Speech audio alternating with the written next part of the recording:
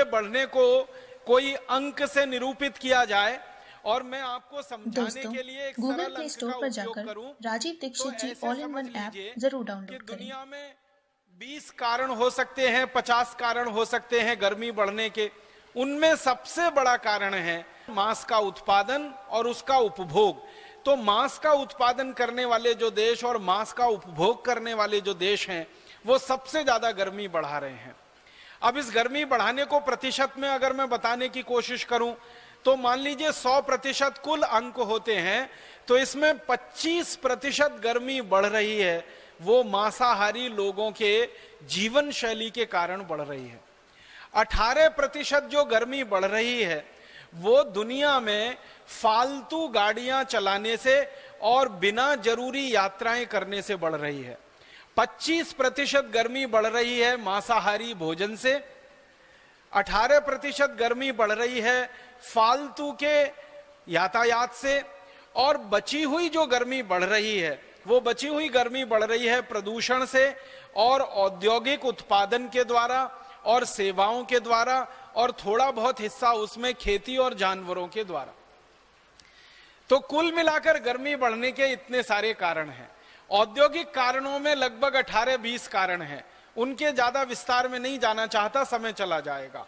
तो औद्योगिक उत्पादन को सारी दुनिया में कहा गया कि एक उत्पादन ऐसा जो बहुत जरूरी है लोगों के जीवन को चलाने के लिए, जो आवश्यक उत्पादन है, और एक उत्पादन ऐसा जो बिल्कुल जरूरी नहीं है, लोगों के जीवन को बिना उस उत्पादन के भी चलाया जा सकता है।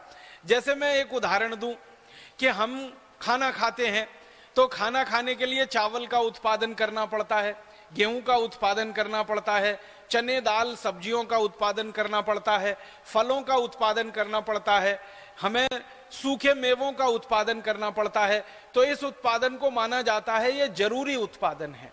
इसी तरीके से आपको स्नान करना है तो आपको साबुन चाहिए, कपड़े धोने हैं तो आपको वॉशिंग पाउडर, डिटर्जेंट पाउडर चाहिए, आपको अपने जीवन में दैनिक कामों को पूर्ति करने के लिए जो काम में आने वाली चीजों का उत्पादन है वो भी जरूरी माना जाता है। तो दुनिया में दो तरह का उत्पादन है, एक जरूरी, गैर जरूरी उत्पादन क्या माना जाता है दुनिया में।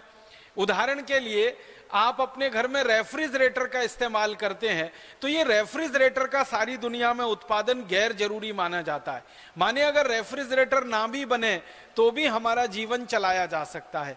इसी तरह से एयर कंडीशनर में हम रहते हैं तो एयर कंडीशनर का उत्पादन गैर जरूरी माना जाता है। तो गैर जरूरी उत्पादन में मैंने दो उदाहरण दिए, रेफ्रिजरेटर है, एयर कंडीशनर है, और जरूरी उत्पादन में मैंने कहा चना, चावल, दाल, मटर आदि आदि चीजें हैं।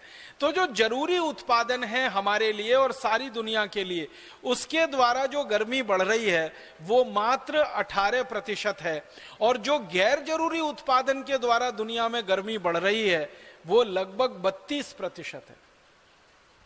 तो 32% गर्मी बढ़ रही है दुनिया में ऐसी वस्तुओं के उत्पादन से जो हमारे और दुनिया के ज्यादा काम की नहीं है, विलासिता की वस्तुएं जिनको हम कह सकते हैं।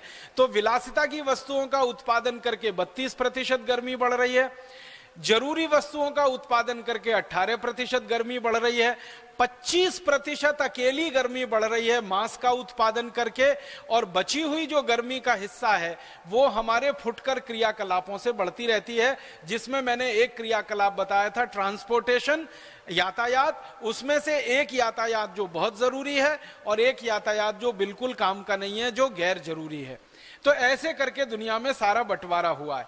सारे वैज्ञानिकों का यह मानना है कि सबसे ज्यादा अगर गर्मी कम हम कर सकते हैं तो एक ही क्षेत्र में इस समय कम कर सकते हैं, और वो क्षेत्र है मांस के उत्पादन में कमी लाकर और मांस के उपभोग को कम करके सारी दुनिया में गर्मी को कम किया जा सकता है।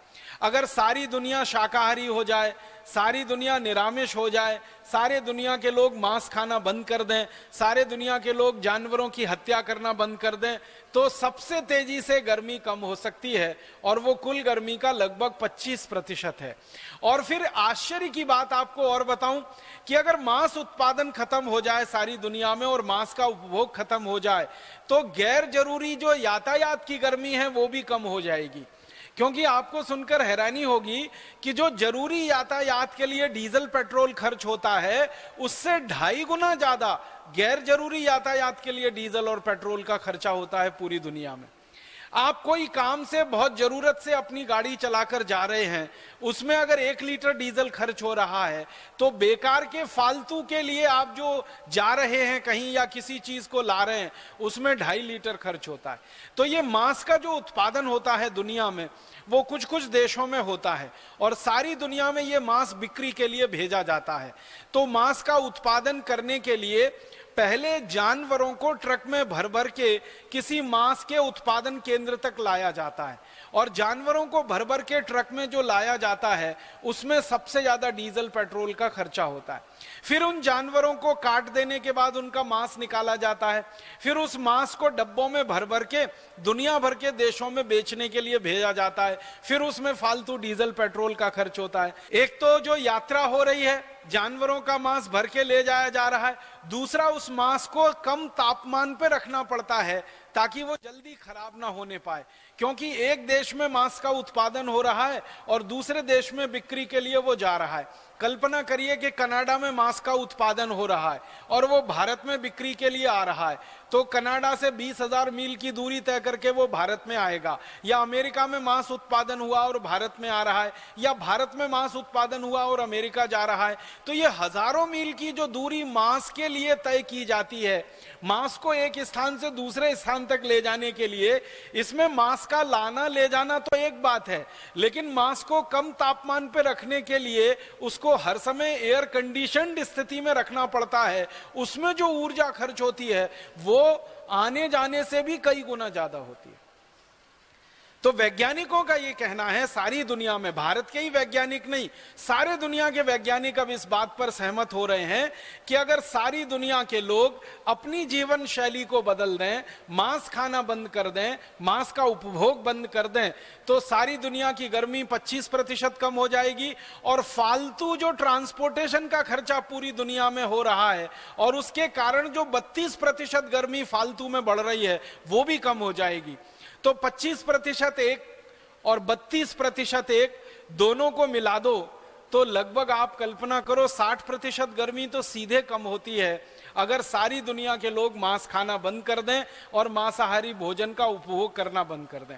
फिर आपके मन में एक तर्क आएगा और सारी दुनिया के मांस खाने वाले ये तर्क देते हैं कि अच्छा ठीक है, आपकी बात हमने मान ली, भारत स्वाभिमान की बात हमने मान ली, परम पूजनीय स्वामी जी हर समय कहते हैं मांस मत खाओ, उनकी बात हमने मान ली, और सारी दुनिया ने थोड़ी देर के लिए कल्पना करो ये बात मान ली कि मांस नहीं खाएंगे।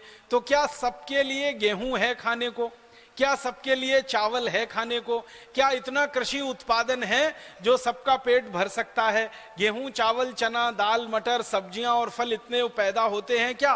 दूध इतना पैदा होता है क्या दुनिया में जो सबका पेट भर सकता है? इस विषय को जानने और समझने के लिए मैंने थोड़ा अध्ययन और अभ्यास किया। उसमें से जो आंकड़े निकले हैं और जो जानकारियां निकली हैं वो मैं आपके सामने रखना चाहता हूं, और तब आपको ये बात स्पष्ट हो जाएगी कि अगर सारी दुनिया मांस खाना बंद कर दे तो इस दुनिया में इतना अनाज पैदा हो रहा है कि वो सारी दुनिया के एक एक व्यक्ति का तो पेट भर ही देगा, इसके बराबर की दूसरी दुनिया और पैदा हो जाए तो भी सबका पेट भर देगा। मैं आपको ये आंकड़े से बताने की कोशिश करता हूं। इस समय पूरी दुनिया में 650 करोड़ लोग रहते हैं। भारत में 115 करोड़ लोग हैं, चीन में 140 करोड़ लोग हैं।